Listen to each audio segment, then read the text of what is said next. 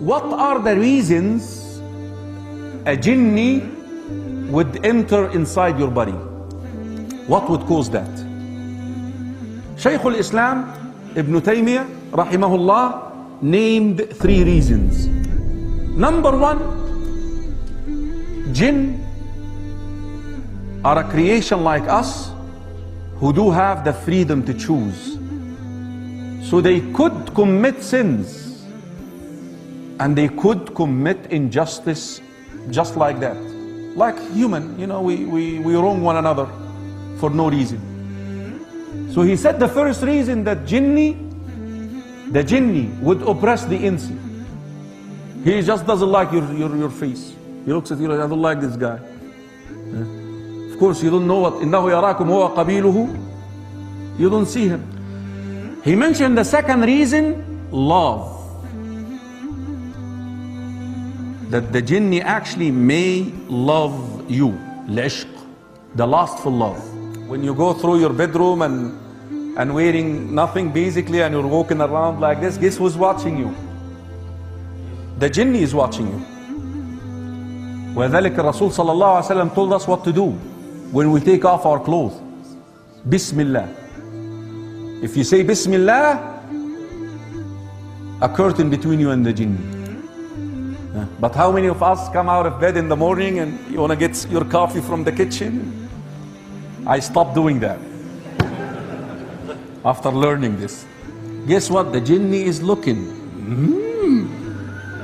And he's going to go inside that body because he loves you. Actually, a lot of the, especially, no offense for the sisters, especially with the women, with the sisters. A lot of the sisters are possessed by jinn because of that reason, that the jinni actually likes the women. That's why the women also should be careful about the way that she dresses inside her bedroom and so forth. Number 3, ذكر شيخ الإسلام, that you unintentionally inflicting harm upon the jinni. Like pouring hot water in the ground and there happen a jinni is out there. You harm that jinni. Now vengeance now, he want to get at you. Now what can save you also from this? Saying Bismillah. Anything that you do, say Bismillah. You're safe from that. Can the jinni enter the body of the human just like that anytime? Anytime? The answer is no. I'm talking about the possession. There are 4 conditions the jinni would enter into the body of the human to possess it. Number 1, the extreme anger. When you become so angry, jinn actually goes inside you at this stage. What did the Prophet ﷺ say to us when we get upset, angry, when we get mad? If you're sitting down, stand up. If you're standing up, sit down. Why? You want to upset the position of the jinni inside you. You don't want to make him comfy. Because as long as you're in your position and you're upset, he's the one who's now directing that body.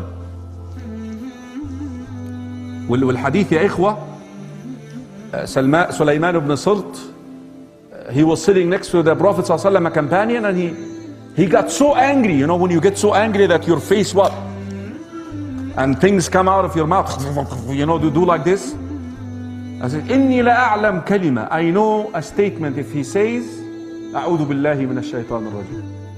The second case here is extreme or excessive fear. Excessive fear, the state of excessive fear. You're vulnerable during these conditions. So, excessive anger or excessive fear, that you're so fearful, you're afraid. Jinn can actually go inside you at this stage. Number 4, excessive heedlessness. That you're not paying attention to, you don't say the adhkar, you enter into the bathroom, you know, like when you eat, you're not saying Bismillah. When you enter the house, you don't say Bismillah, and so forth. Case number 4, the time when you're so much into your desire. You know, when you watching a scene, let's say pornographic, something like that, pornographic, that's what came, and you're focused with it. You're so much into the scene. that is when jinn actually can enter into your body. You're very vulnerable at this stage. When you're so much into that unlawful behavior, jinn can penetrate your body at this stage. Even with your married spouse, even with the lawful one, you're supposed to make a dua that Allah would protect you from what? Shaitan at this stage.